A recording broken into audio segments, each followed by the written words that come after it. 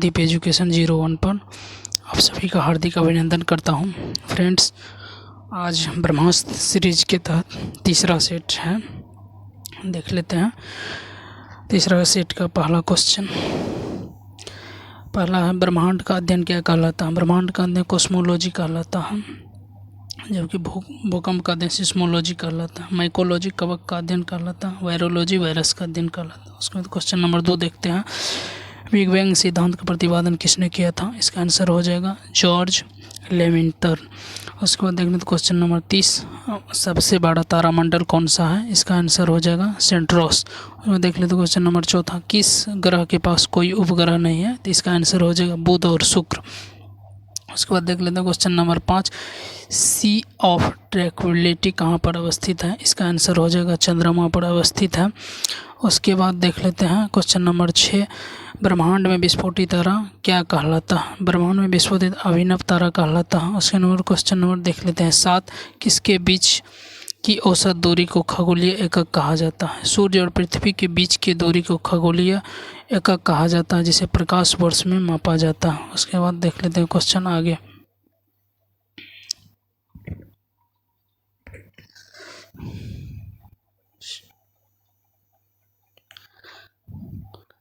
Question number 8, प्रकाश वर्ष किसका मात्रक है। इसका आंसर हो जाएगा दूरी का मात्रक है। उसके बाद देख लेते हैं क्वेश्चन नंबर 9, सूर्य की ऊर्जा का मुख्य स्रोत क्या है। इसका आंसर हो जाएगा नाभिकीय संलयन। उसके बाद क्वेश्चन नंबर 10 देखते हैं। एक वर्ष में प्रकाश द्वारा तय की गई दूरी को क्या कहते हैं। इसे प्रकाश वर्ष कहते हैं। इसके बाद देखते हैं क्वेश्चन नंबर 11, गॉड पार्टिकल कहलाता है। गॉड पार्टिकल का अन्य नाम क्या, हिग्स बोसोन कहलाता है। उसके बाद क्वेश्चन नंबर 12 देखते हैं। सूर्य का प्रकाश पृथ्वी पर पहुंचने में कितना समय लगता है। 8 मिनट 16 से 20 सेकंड लगता है, जैसे 500 मिनट टोटल मिला के लगता। तो देख लीजिए उसी के आसपास ये लगभग 8.3 मिनट होगा। उसके बाद देख लेते हैं गैनीमेड किसका उपग्रह है। गैनीमेड जो है बृहस्पति का उपग्रह, बृहस्पति सबसे बड़ा ग्रह भी है। उसके बाद देख लेते हैं क्वेश्चन नंबर 14, एक पारसिक बराबर कितना होता है। एक पारसिक बराबर 3.26 प्रकाश वर्ष होता है। उसके बाद देख लेते हैं क्वेश्चन नंबर 15, सबसे बड़ा क्षुद्र ग्रह कौन सा है। इसका आंसर हो जाएगा सेरस। सबसे बड़ा क्षुद्र ग्रह कौन सा है, सेरस हो जाएगा इसका आंसर। अब देख लेते हैं क्वेश्चन नंबर आगे, टाइटन किस ग्रह का उपग्रह है। टाइटन हो जाएगा इसका आंसर, टाइटन जो है शनि का उपग्रह हम देखते हैं। तो क्वेश्चन नंबर 17, सूर्य की सतह का तापमान कितना होता है। 6000 डिग्री सेल्सियस होता है। उसका नंबर क्वेश्चन नंबर 18 देख लेते हैं। अपनी अक्ष पर सबसे तेज गति परिभ्रमण करने वाला ग्रह कौन सा है।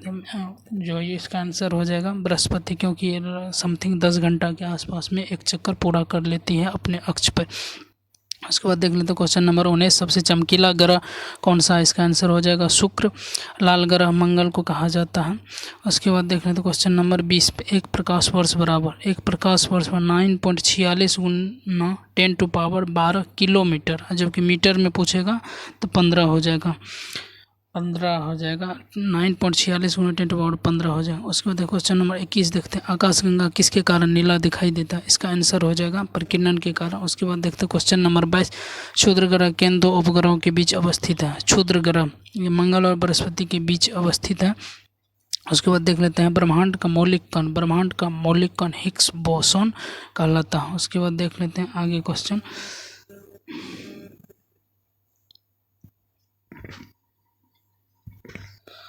उसके बाद देख लेते हैं क्वेश्चन नंबर 24, चंद्रमा किस ग्रह का एकमात्र उपग्रह है। तो यह पृथ्वी का एकमात्र उपग्रह है।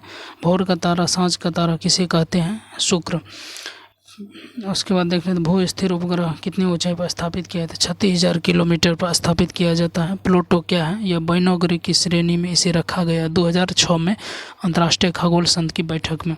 अब देखते हैं क्वेश्चन नंबर 28 होता है, पृथ्वी के सबसे निकट तारे के प्रकाश को पृथ्वी पहुँचने में कितना समय लगता है। तो इसका आंसर हो जाएगा 4.2 वर्ष हो जाएगा इसका आंसर। देखते हैं क्वेश्चन नंबर 29, जीवाश्म ग्रह के नाम से किसे जाना जाता है। जीवाश्म ग्रह के नाम से चंद्रमा को जाना जाता है।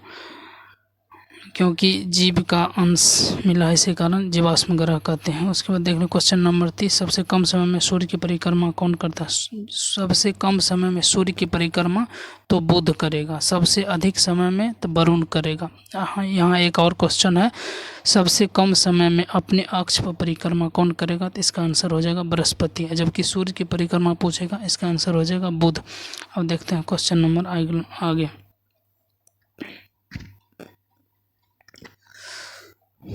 देख लेते हैं, सूर्य का दीप्तिमान सतह क्या कहलाता है? सूर्य का दीप्तिमान सतह प्रकाश मंडल कहलाता है। पृथ्वी की बहन किसे कहा जाता है? शुक्र। पृथ्वी के जुड़वा ग्रह भी शुक्र, भोर की तरह, सांझ की तरह, इसे यही शुक्र को बोला जाता है। उसके बाद देखते हैं सूर्य से पृथ्वी तक दूरी कितनी है? 149.6 मिलियन किलोमीटर अवस्थित है, इसका आंसर हो जाएगा। और देखते हैं क्वेश्चन नंबर 34, सर्वाधिक उपग्रहों वाला ग्रह। वर्तमान समय में शनि है सर्वाधिक उपग्रहों वाला ग्रह। उसके बाद देख लेते हैं क्वेश्चन नंबर 35, आकाशगंगा की आकृति कैसा है? सर्पिलाकार है। उसके बाद क्वेश्चन नंबर 36 देखते हैं, सबसे गर्म ग्रह कौन सा? सबसे गर्म ग्रह शुक्र है, जबकि लाल ग्रह मंगल है। उसके बाद देख लें क्वेश्चन नंबर 37, ग्रहों का गति नियम किसने दिया था? केपलर ने दिया था, इसका आंसर केपलर हो जाएगा। उसके बाद क्वेश्चन नंबर आगे देखते हैं, क्वेश्चन नंबर 38, हमारा सौरमंडल या सूर्य जिस आकाशगंगा में स्थित है उसे किस नाम से जाना जाता है? इसका आंसर हो जाएगा दुग्ध मेखला। देवयानी सबसे नज़दीक वाला हुआ, सुपरनोवा विस्फोटी तारा कहलाती है। उसके बाद देख लेते हैं क्वेश्चन नंबर 39, पृथ्वी के सबसे निकट स्थित ग्रह कौन सा है? पृथ्वी के सबसे निकट शुक्र हो जाएगा। चंद्रमा का प्रकाश को पृथ्वी पर पहुंचने में 1.3 सेकंड लगता है, अर्थात 2 सेकंड से भी कम लगता है। उसके बाद देख लेते हैं तारामंडलों की कुल संख्या 89 है। धूमकेतु कितने वर्ष के अंतराल पर दिखाई देता है? धूमकेतु जो है 76 वर्ष के अंतराल पर दिखाई देता है, जो पिछली बार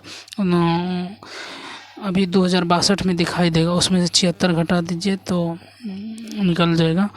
उसके बाद देख लेते हैं क्वेश्चन नंबर 43, सूर्य का मुख्य संघटक कौन सा है? सूर्य का हाइड्रोजन और हीलियम मिलकर सूर्य बना है। तारों का रंग जिसका सूचक है वह हो जाएगा तापमान। और देखते हैं पृथ्वी के सबसे निकटतम तारा कौन सा? पृथ्वी का सबसे निकटतम तारा सूर्य हो जाएगा, इसका आंसर। फ्रेंड, आज का सेशन को यहीं पे ख़त्म समाप्त करते हैं, फिर हम इवनिंग के टाइम में एक और सेट लेके आज के लिए आएंगे, जो सेट नंबर 4 होगा। तो आप लोग जो देखते हैं, आप लोग को अच्छा लग रहा है तो लाइक और सब्सक्राइब भी कर लीजिए। उसके बाद कुछ अगर राय आपको लगता है कि कुछ कमी रह गया है तो उसके लिए आप सजेस्ट भी कर सकते हैं, उस पर भी मैं काम करने का कोशिश करूँगा। चलिए, इसी के साथ आज की सेशन को यहीं समाप्त करता हूँ। जय हिंद।